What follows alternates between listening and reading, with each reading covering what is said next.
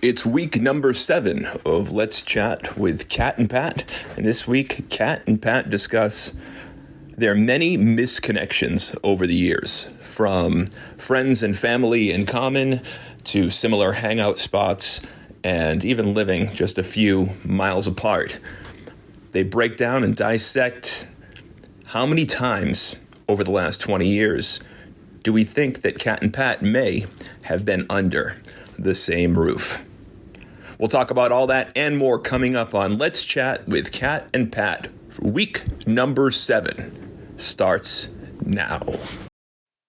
We are wildly off schedule, so it's got me a little screwed up right now. It's week number 7 of Let's Chat with Kat and Pat, and we're recording on a Sunday. Is it 7 or is it 6? No, it's 7. Oh, it is 7. Okay. Episode 7. Next week will be essentially 2 months of doing these things. And every week there's more and more listeners and people are finding it. And I told you it'll take about a year for this thing to potentially take off, so to speak. So we'll be, 15% into that year when we wrap this thing up today. And look, the good news about this podcast is that there's no shortage of things for us to talk about. We just have to make sure that we balance it a little bit better, I think. We've been so heavy on things that are important, things that matter, but things that are definitely, how do I say this? They weigh on your shoulders. And people that are dealing with it, that find the podcast, I'm sure that these things weigh on their shoulders as well, whether it's dealing with the exes or the kids disappointing us or alimony and child support. All of those topics are great. Get rid of the stressors. But sometimes we just need to take a chill and relax and have a little bit of fun. So I think we're going to try to do that here this week, week number 7. Let's chat with Kat and Pat, Patrick Gilroy alongside Katrina Patiri. And you had a great idea. You said, let's talk about all these misconnections that we've had, that people have, and it's amazing that it took us 40 years to find one another, when the reality is we have been under the same roof dozens of times within those 40 years. No idea. Like, you might have even shown up at a family reunion. It's possible. I mean, I definitely went to a few events with your cousin over the years, but it just never...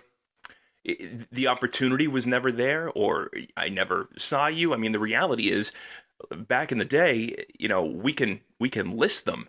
I grew up in Lynn and in Peabody, and that meant that you spent your weekends going to the Palace, the BBC, 18-plus nightclub. Like, that's where you went. That's what you did. Not only were you there at times dancing your sexy ass off, but your cousin, who I worked with at Kiss 108, was often the DJ there. So, and I would go there whether I was going with my friends or I was going to work and be his engineer for the night. So that's just one of the dozens of examples of how we've been under the same roof and had opportunities, but those opportunities would never have worked. And that's the thing that I always go back to when we talk about this. It's like, it would have been cool to meet you back then, but I would have met a young mom. And I was like super high maintenance, super snotty, had not been broken yet. So appreciate things in the moment. I'm sorry. Like, you can say you were super high maintenance or super snotty. I know your first husband. I know him. There's no way that guy could have landed a super snotty, high maintenance woman. He is not out to dress to impress. He is not the guy that's going to go out there and drive a flashy car. He's not the guy that's going to go out there and shower you with gifts and with affection. So I don't know how you can say that you are high maintenance and then you married the lowest maintenance person on the planet. Well, I guess, like, back then, I would never have gone and sat at a bar. I would have been so uncomfortable, would have been weird to me. And now, like, I 100% consider us bar people, and I feel like I missed out in my entire 20s not sitting at the bar. I mean, sitting at a bar is one of my favorite things to do. Given the choice, I don't care if you're at Capitol Grill and Morton's type of place, or you're at your local establishment. Sitting at the bar is preferred to me 100 out of 100 times. And I would have refused to have sat at the bar until I was like 30. Well, that says a lot more about you than it Mm-hmm. says about me. Mm-hmm. But I mean, these misconnections are something that I think people struggle with because it's something that we all have in common. When you find your person, you wonder why it took so long to find that person. I mean, how many conversations have you and I had over the last couple of years? Once we realized that this was going to work, you're moving in, we're going to get married next year. Like, we have no choice. We've got to find a way to live into our 80s to get 30, 40 years together. Where, if it had worked out with my first wife or your first husband, you'd be pushing 20 years at this point. Yeah, Mm-hmm. like, that's the reality of it. So we've got to make up for all that lost time. And, we do a good job of maximizing our relationship in the moment, and certainly I don't think we take each other for granted, and we go on trips and we do all those things, but there's really no way to make up for that lost time. So it's hard for me. I sit here and I deal with this conversation because on one hand I say we never would have worked back then. It just would have been impossible. Then on the other hand, I say to myself, well, why wouldn't we have worked? And if we had been connected or met each other back then, we'd be the ones going on 20 years now. Well, I mean, we still would have been dancing in the 80s room. 1,000%. I still would have gotten Dallas references. Yep, You still would have gone to bed watching Murder, She Wrote with me. I would have. Yep. Like, these are things that have been ingrained in me for years. So maybe you could have been the person who encouraged me to start sitting at the bar and get comfortable with it. It's possible. Versus me It's learning possible. that later in life. But you are a very good person. So you were, despite the fact that you weren't thrilled with your husband at that point, let's call it. I don't think you would have strayed. I don't think you're the cheating God, type. no. No, so no, no. so I could have put on the full court press. I could have tried so hard. I could have made you envious and made you say, Jesus, what did I do that for? I could have this better option. I could show you how incredibly awesome I am with kids, and you would have been like, oh, what a great, stepfather option for my baby son, and yada yada yada. But you were too good of a person, no matter how you felt personally about the marriage that you were in. You're too good of a person to cheat. Like, it's just not how No. you're wired. No, if I was aggravated or frustrated, I just worked more. I mean, again, the reasons why he loved you, you brought home a lot of money. Like, it is what it is. But that's only one. So let's go through these. BBC, the Palace, whether I was working or I was there with my friends, you were 1,000% there. 1,000% there with my friends. And then when I relocated to working in the Square One Mall, grand opening that Best Buy, I mean, just shopping the mall, food court, even more so going to the BBC. I mean, I was working there too. So I would work at the Square One Mall and the North Shore Mall, that cart in the mall that sells the aerial photography of like Boston and all the stadiums and things like that. That guy's a local photographer. He lives in Beverly. And I worked his cart the holiday season 4 or 5 years in a row. And he would have me go from mall to mall to mall. So we were 1,000% working at the same time at the Square One Mall when you were there. And you're the cart guy who's like, hey, like calling people over that I just ignore and do my retail walk by. Do you know how brilliant that business was? I mean, this guy had access to a helicopter because his buddy had one. So he didn't have to pay to use a helicopter. His buddy was a pilot, had a helicopter. He would take him up. And all he would do, he's a brilliant photographer, but he would take pictures like they would go to Nhat, go to Revere, go to Lynn, take pictures from high above of the beaches. They would go to Boston and take a picture of the skyline, and then get a little bit lower and take a picture of the old Boston Garden, then the new Boston Garden. They'd fly over Fenway, take a picture of that. And then he'd blow them up, throw them in a cheap metal frame, and $200 later, like, that's what people are paying for. In the holiday season, I can't begin to tell you how many $10,000 days I had working the mall, selling essentially giant blown up photographs that cost this guy nothing to make. It's a brilliant business. And if you go to the mall today, I know people don't go to the mall the way they used to, but there is still a cart today selling this guy's prints. He's made millions and millions and millions of dollars.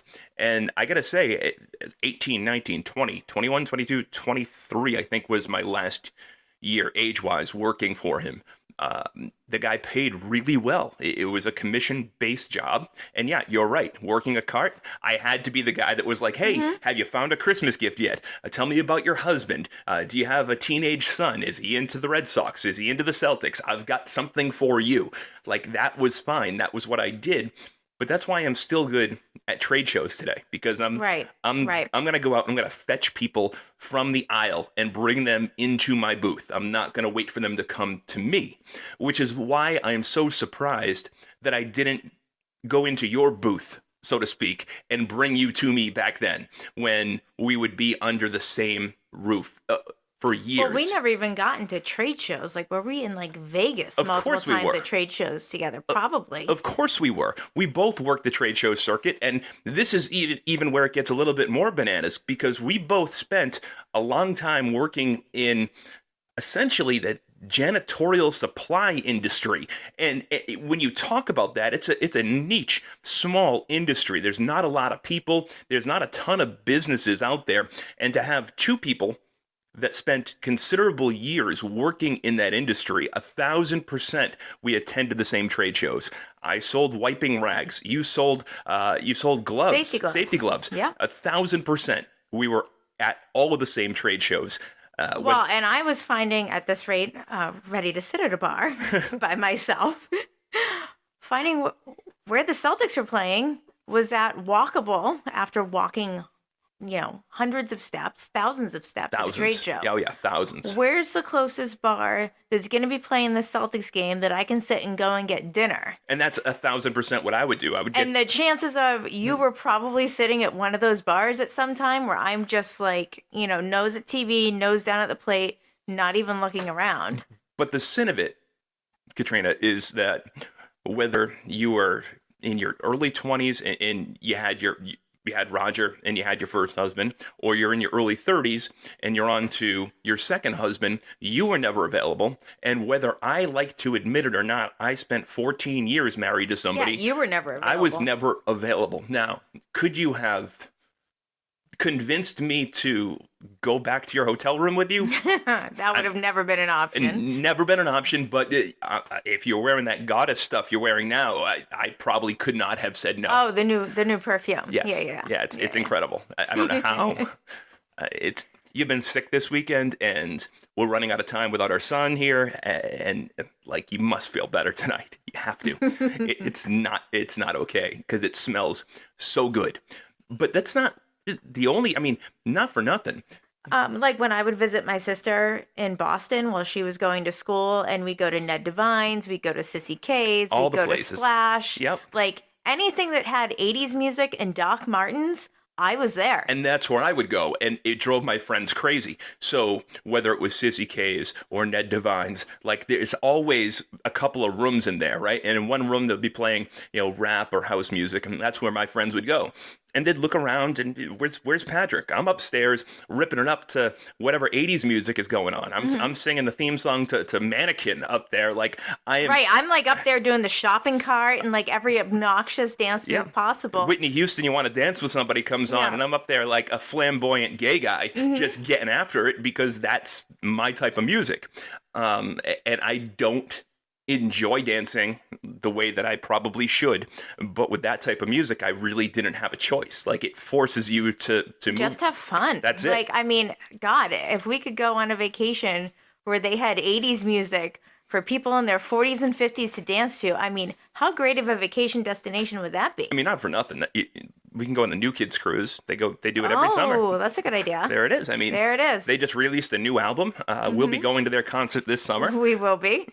And screaming like complete idiots. Absolutely. But that's why we work. It's not even of like twisting of your arm to get you to go to the New Kids on the Block. Last year when we went to New York City, you bought tickets for me to see Billy Joel because he's my all-time favorite. But that same weekend, Joey McIntyre was playing a small venue. What was it called? Carnegie Hall. Yeah, Carnegie Hall. Famous, old, beautiful, tiny venue. So we couldn't pass up the opportunity to see him there. And it turned out it was his 50th birthday.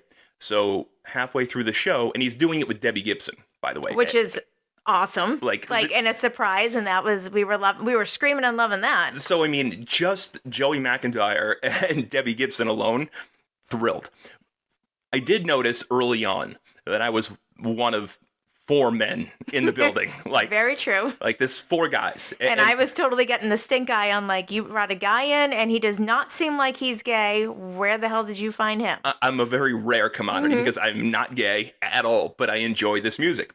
And I screamed just like every 40-year-old female when all of a sudden, halfway through the show, you've got Donnie Wahlberg comes out. Yeah, I don't know if you screamed louder or if I screamed louder, but when we both left, we had no voices. Nothing. There was no voice left. And I'm getting like looks and stares and people are looking over at me. And the three other men in the building don't want to be there. They're sitting in their seats, not standing. And they're looking at me like, what's wrong with this guy? Well, they even brought out Celtics jerseys. That was great. But so Donnie Wahlberg comes out and you don't know if he's going to perform because he sits down and has a conversation with Joey McIntyre at first about, when they met and how long they've been friends for in the band and yada, yada, yada.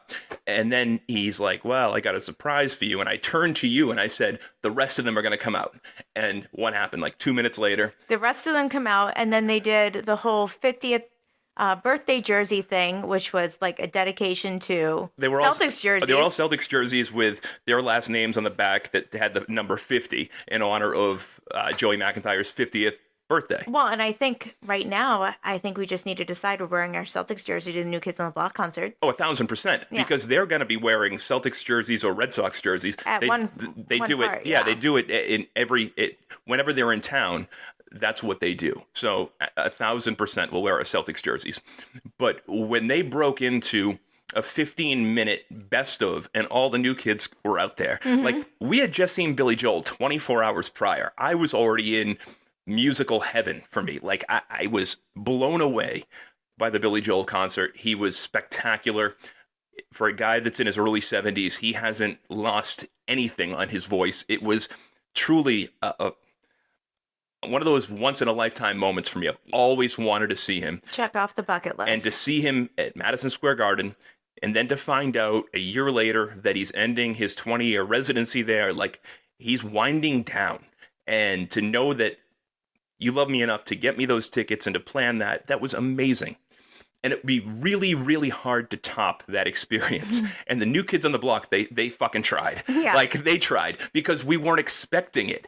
So when it was a very pleasant surprise. When they broke into a 15-minute, like, best of, they would play, like, half of this song, 3/4 of that song, 1/4 of that song. And it was just 15 minutes of nonstop, the best of the New Kids, with Debbie Gibson just, like, in the background. It was 80s bliss. It was incredible. Well, and in that moment, I was like, the second they go on tour again, we're getting tickets. And what happened? A year later? Thank God I'm a Bank of New Hampshire Pavilion VIP that I was able to buy them before they went to the box office because I got face value price for them.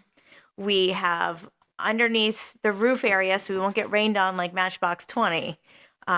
So excited to go. But, like, how many times were we at places in Boston where New Kids is playing and we're rocking out? We're rocking out. Our friends are, like, disgusted by the fact that we're rocking out to the New Kids, but we 1,000% were there. And I know that the podcast is distributed globally, so that's fine. But the reality is we've got one major FM station here in Boston that's been around forever. I mean, Kiss 108 has been around for 40 years, 50 years, and at the time, it was the most powerful station in the country, FM-wise, and that's not an exaggeration, that's not a joke. They've got the data to back it up, the Marconi Awards to back it up, and I was lucky enough to work there very early on in my radio career, and they had some of the world's most famous DJs, and whether it's Maddie in the Morning or Billy Costa, you had Ed McMahon, you had Dale Dorman. I mean, these guys are all in the Radio Hall of Fame. But they also had a night guy and a weekend guy, and his name was Joe Public.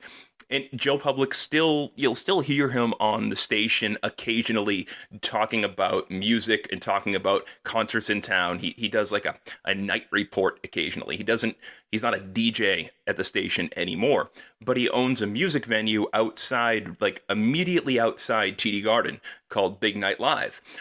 Holds probably 2,000 seats, and he gets legitimately incredible acts to come in there. I mean, he's had 50 Cent in the last year. He's had 50 Cent. He's had Snoop Dogg. He's had Alanis Morissette. Just to name a few, top of my head.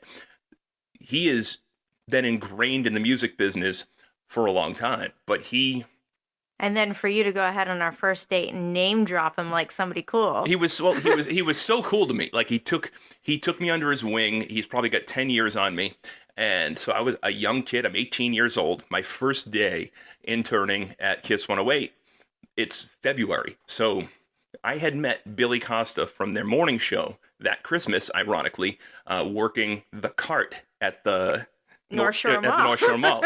So he came over, he bought a picture from me, and I knew who he was. At the time, not only had he been on the radio for 20 years, but he also hosted a TV show called Phantom Gourmet. I was going to say he was a food guy then. Yeah, it was Phantom. He still does Phantom Gourmet. He does. He has his own food thing? We should do a podcast about the falling out between Phantom Gourmet and Billy Costa, because Phantom Gourmet was owned by the Andelmans. So Eddie Andelman, all right, well, let's Senior. not go down Eddie Andelman there. Senior was a sports radio guy, like the godfather of sports talk radio. His sons owned Phantom Gourmet, and Billy worked for them for years. They had a falling out, whatever. But at the time, that was peak Phantom Gourmet, peak Kiss 108.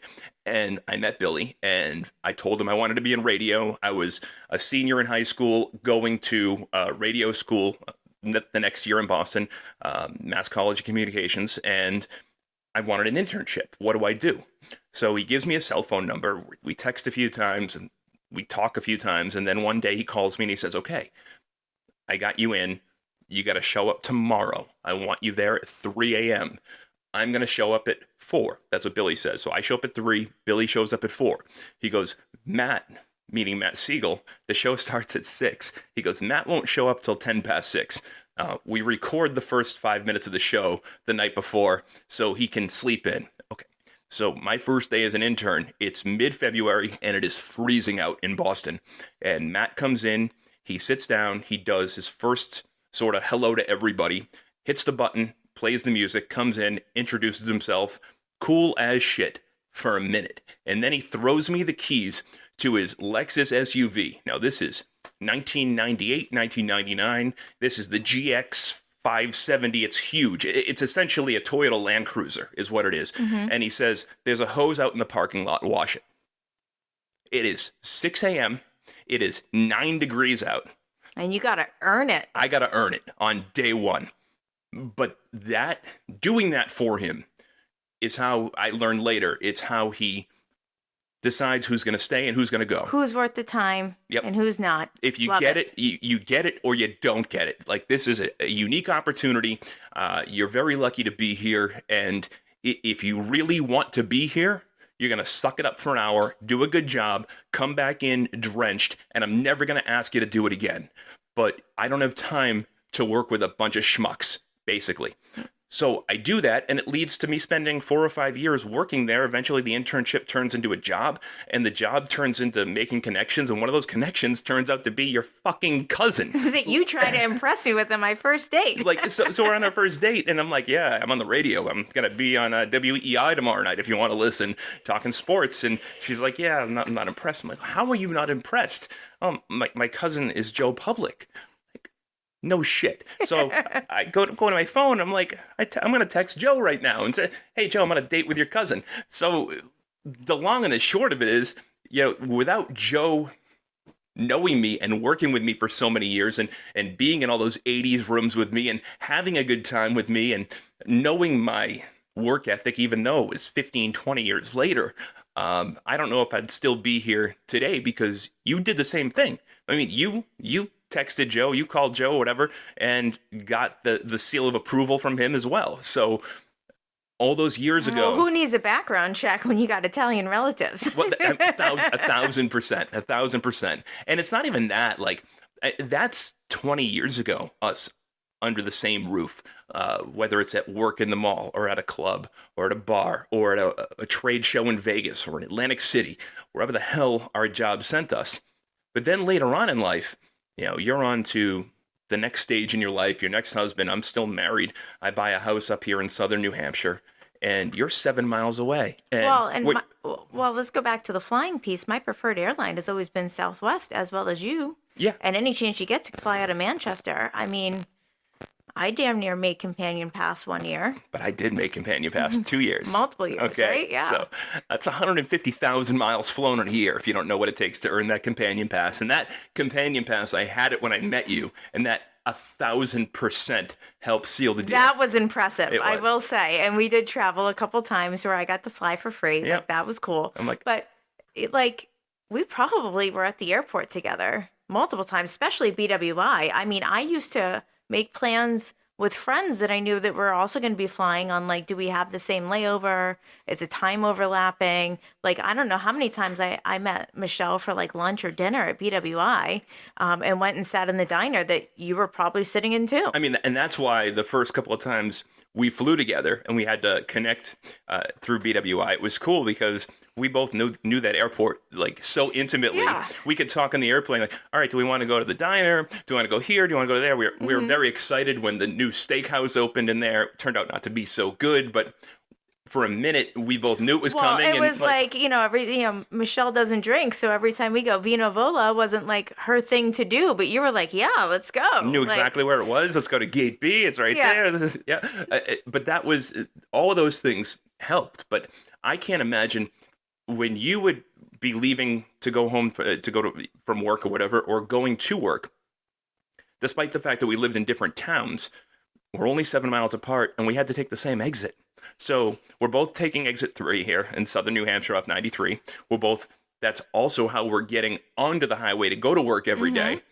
And I'm telling you, you have a very obnoxious license plate and you've had it for a long time. as do you. Right. So I know, I said this to you on our first date, like, I know we have been stuck at that red light when you first come into town more than once. And I've noticed your license plate and I've checked you out. Like, Well, and if you were at all driving like a schmuck, I made you know it when I passed by you. You did.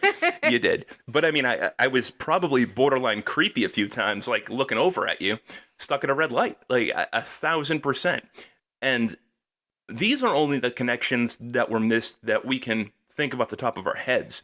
There's got to be dozens more. And I don't know if it's something in the universe. You and I have joked in the past about, unfortunately, you've lost your mom at an early age. I lost my dad a few years ago. But we're still strangely close to our dead parents. And I don't think a day goes by where we don't reference them or think about them. Like, lights are flickering in the kitchen. We're like, hi, Mom. Hi, Dad. I gotta believe, because I met you, like a year after my dad passed away. And how many times did I say, like, this is the hand of my father, helping push things along? And you'd be like, yeah, my mom's probably sitting at a bar with him up in heaven somewhere, like, because they both certainly enjoyed that. Yeah. So, like, hanging out. But, like, that, it helps because we had so many opportunities to make this happen 5 years ago, 10 years ago, 20 years ago, 25 years ago, and it never happened. We never found each other. Well, it's amazing how, we even went to the same sales training. Oh, what was that sales training Sandler. called? Yes. Yep, we went to So Sandler. we each have like the books and the graduation certificates and all that. We went to that same training thing. And when you think right place, right time, Yeah. it took us 20 years. It's crazy. And the only good thing about waiting those 20 years to find you is that, without a doubt, I certainly appreciate you more now than I would have then. Because when you're that young and that stupid, not saying that I would have cheated on you or taken you for granted, but You would have had the late night with the boys, or Yep. slept on a couch, or done something stupid that would have been an argument I would have flown off the handle for, and not realized that, you don't hold resentment for that for like 5 years on. I mean, but that's the truth. Like, Well, that's what you do in your 20s. at least at this stage in the game, like, that for the most part, at least as far as I go, those nights are behind me. And if we have one of those nights, we're going to have that night together. Well, and it's pre-planning. Right. So it's like, oh, well, we might drink too much, so we should get a hotel, or we should stay here, or we should Uber. And we think about it beforehand. In your 20s, Uber was not an option, and you didn't think about it beforehand. No, you didn't. You wanted to be a hero, get in the car, and, like, I got to get home. Like, Right. that's and it. It's the stupidest thing ever. So we didn't take advantage of it then. We did now. But I'm not the only person that's got misconnections with you. This is what I think is hilarious. So when you wanted to talk about this, I'm down. Like, I want to discuss it.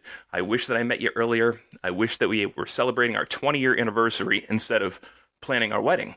But it turns out that you are so adorable, beautiful, friendly. Like, you've got this thing with you that if somebody is at a grocery store and they're having trouble finding something or reaching something, you're going to be the person that helps them find something or helps them reach something or just brightens up their day. And you'll have a smile on your face and they'll be convinced that you're the person in the world for them.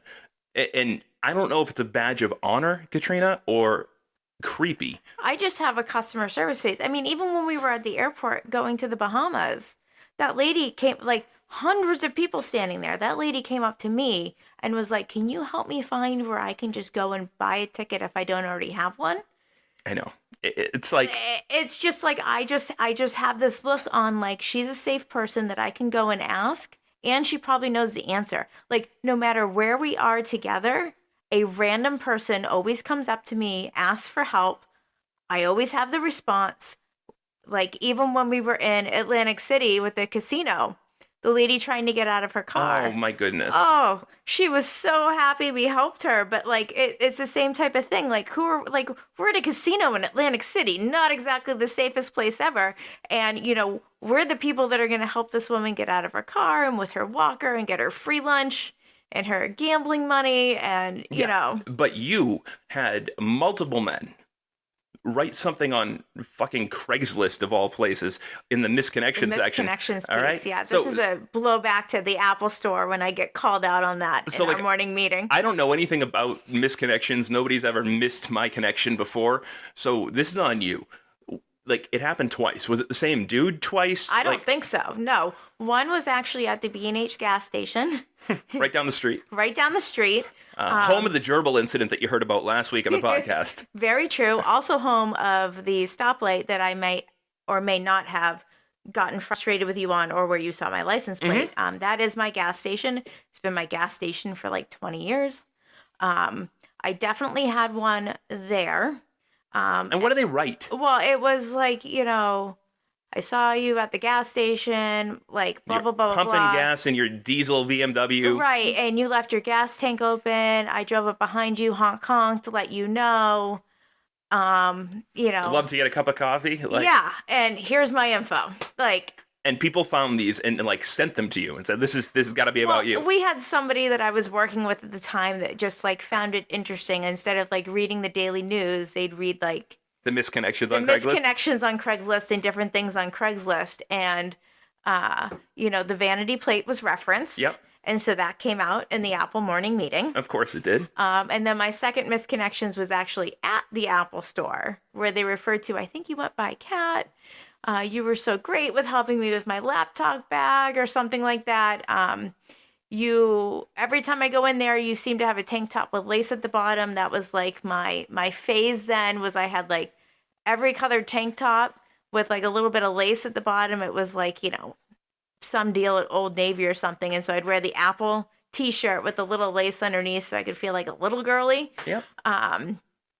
Yeah, and that was the other one. That one was the most embarrassing one because that was at work. And people at the Genius Bar were like, "I think I know who that is." So, did you ever reach back out to these people? God, You never no. responded? No, it was more of like a flattering, ha, like, good thing to know. But it wasn't for the people that wrote them. They were desperately, checking their email day after day after day, wondering if the cat that they had run into was going to respond. And what a kick in the balls. You knew that they put themselves out there, and you still chose not to say hi or say thank you. That's surprising to me. Oh, I never thought about trying to say hi or trying to say thank you. I just took it more as a compliment and moved on with my day. Went home to your husband? I didn't have a husband. No? I No. mean, not at that time. No, that was like divorced, single, back at home with dad and the girls. Jared? Jared probably for one. Jared Yeah. 1.0? Yeah. Yeah. I mean, this... Okay, enough there. That's a whole other episode. Let's not. It's a whole other episode for another day. But the misconnections thing is always going to be something that I think we go back to. And God willing, we celebrate our 20-year anniversary at some point, and the joke will be, it could have been 40. Well, I mean, just think if they had social media back then, we would have been tagged at the same place taking selfies. Hmm. You and I don't Snapchat, but the way the kids Snapchat nowadays, like their location, where they are. Like I guess this is the way that you'd slip into their DM. I would love to slip right into your There's DMs. no misconnection on Craigslist. Is now you just slip into the DM. That's it. And there you go, and you get to see people that you have in common. So social media, I guess, makes up for back in the day when we couldn't, figure out some of those misconnections. Well, I would have had to go up to you and ask you for your phone number. Like, think about that. You don't have to do that now. The reality is if people go out and they meet somebody and they fail to ask for a phone number, but they get their name or they get their first name in the town that they live in. And now they can creepy stalker They look can them up. find them on Facebook, find them on Twitter, send them a message. Like, there's enough ways to... I'm sorry, the couple that we met in the bar in the Bahamas on the way home, we want nothing to do with the proposition that they made for us, but made to us, and they're not our type of people, but they were freaking hilarious. So how long did it take after they left? Well, they gave enough information that we could piece it together and find them. We knew first name and Brooklyn. Like, that was it. They were in that's it. And within 5 minutes, found them on Facebook, and I'm like, I'm not going to friend them, honey. Like, we talked about that for a minute because I didn't want to continue that awkward conversation at some other point. But if it had been you 20 years ago and that technology had been there, maybe I would have, looked you up, Katrina in whatever, in Hudson or wherever the hell you were, Nashua at the time.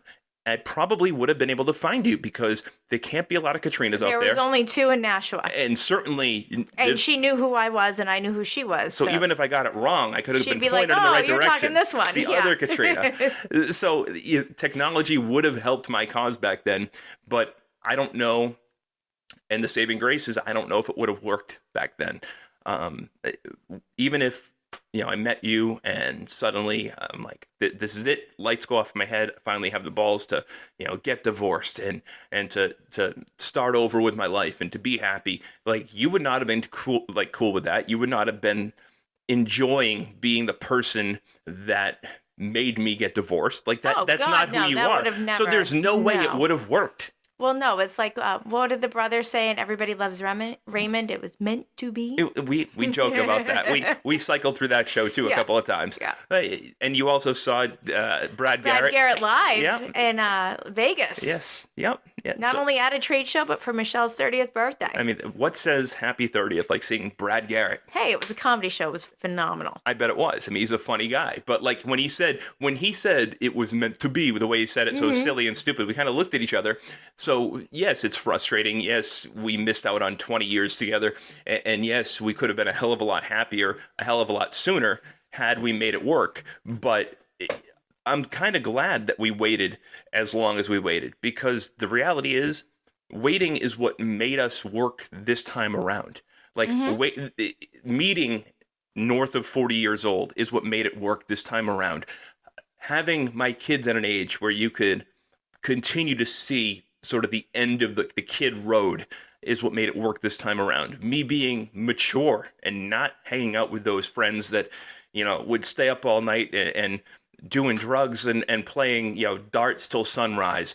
But that's a phase in my life that would not have gone over well with you. Like, no, absolutely not. Like these are the things that just never would have worked. And you had your own complications and your own baggage at the same time. So yeah, I probably saw you at all these places, thought you were hot, thought you had a incredibly pretty and friendly, approachable face, and kicked myself for not approaching you. But had I approached you, I don't know if it would have gone beyond, me trying to buy you a drink and you saying, no, I don't take drinks from strangers. That's true. Like, that's what you would have said. That was my line. You would have looked at me with that pretty face and a big smile and been like, I can afford my own. Yeah, thanks. Thank you. And that's, and go back and do car audio at Best Buy. Like, if you want to put a woofer, subwoofers in your car or a kicker box, come see me. Like, that's what you would have said. Yeah. And that's not what would have worked. So meeting you north of 40, despite all the misconnections, ultimately is the reason why we're here all these years later. Right? Well, and now we're gracing you with podcasts. Well, of course we are, because we're not the only ones. That's the thing. Like, and the one thing I'll say about meeting you and falling in love with you north of 40 is not only do we have the ability to talk about these misconnections and know that we're under the same roof and, maybe it could have worked and maybe I should have reached out to you 20 years ago, but yeah, you're on Facebook, I'm on Facebook, we're on social media, but with you, I don't ever have ex envy. Like I never go on Facebook and There's no grass is greener. yeah, there's none of that. Mhm. Like there's none of that. And for 14 years while I was married, I believe me, like the grass was always greener. I was looking at my high school girlfriends, looking at people that I dated occasionally here and there, and saying, "My God, look how fucking hot they still are. Like, what am I doing with myself?" With you, I haven't. I can honestly say I haven't done that once. It doesn't exist. My thing is like when I've thought about it, I have like 20 photo boxes in the office. I just hope like one of these days as we're looking through photos, like, how like people have like somebody who shows up in the background and you're like, oh my God, that's the person in the background. I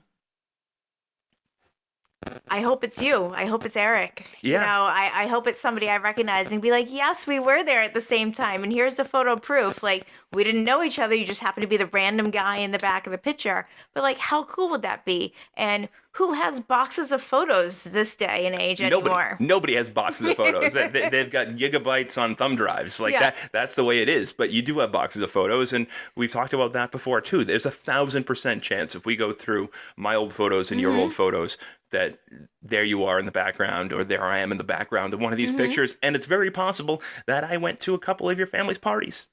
Well, hey, you know what? I went to speed dating at one of your ex-wife's events. You did. You did. And I used to MC a lot of those events. Right. So, well, like my hairdresser at the time, who got engaged to my dad for a hot minute, dragged me to that before she met my dad. That was definitely an interesting event, but yeah. Yeah. So my ex-wife owned the Boston Young Professionals Association while she was still interested in working. And my hairdresser was a member. And they had these dating events where it was speed dating, blind dating, all these different dating events. And they were always the most popular events. So they'd be at a bar in Boston somewhere. And I would, because I work for free, I was married to her, I would MC them.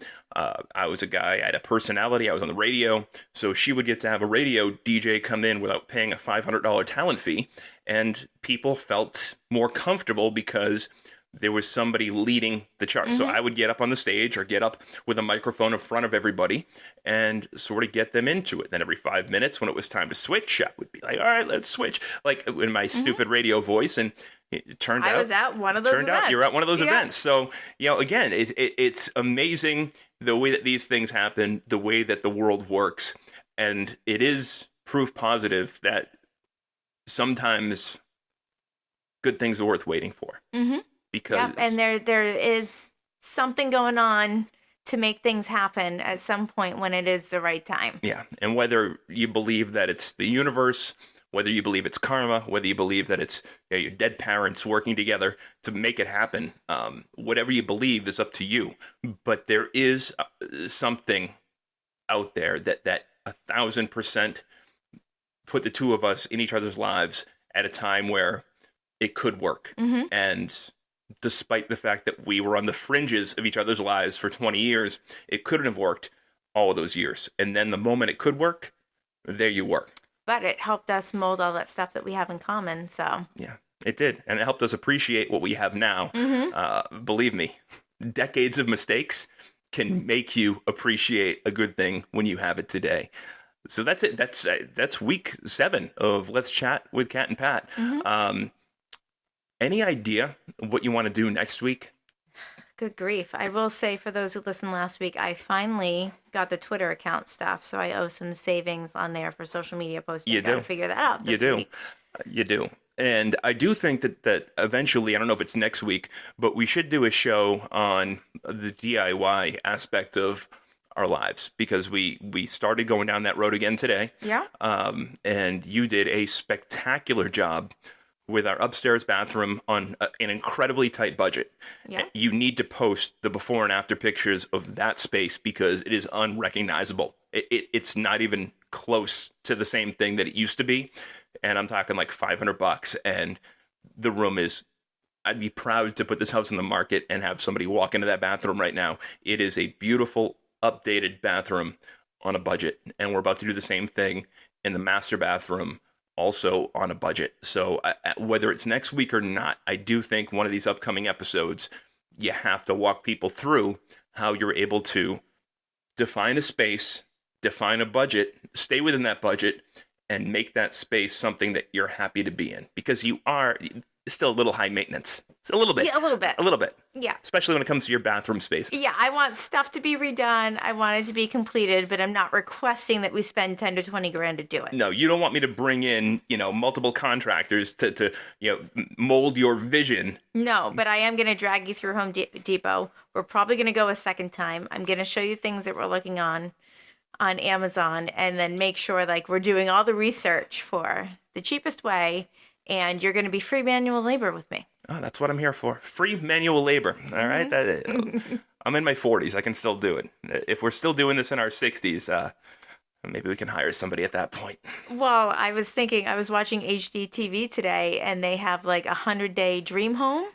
And the couple that does that actually does that in Florida, in the area we want to move to. Phenomenal. So I feel like, when we're ready, maybe we should do whatever it is. You're going to reach out to the 100-day dream home? Yeah, like we could, try to pitch to get on the show. Who wouldn't want us? All right. Tell you what, we can make that happen. I know people in the industry. I'll call your cousin. All right, let's see if we can make this thing happen. My name is Patrick Gilroy. Her name is Katrina Pateri. That'll do it for week 7 of Let's Chat with Kat and Pat. Tune in next week for week 8. 2 months down. I can't believe it'll be 2 months, but we appreciate everybody that's been listening. Continue to listen, continue to rate, subscribe, and review. Available where all your podcasts can be found. Stitcher, Stitcher Premium, Google Podcasts, and of course, Apple Podcasts. My name is Patrick Gilroy. She's Katrina Pateri. Talk to you next week. Bye-bye.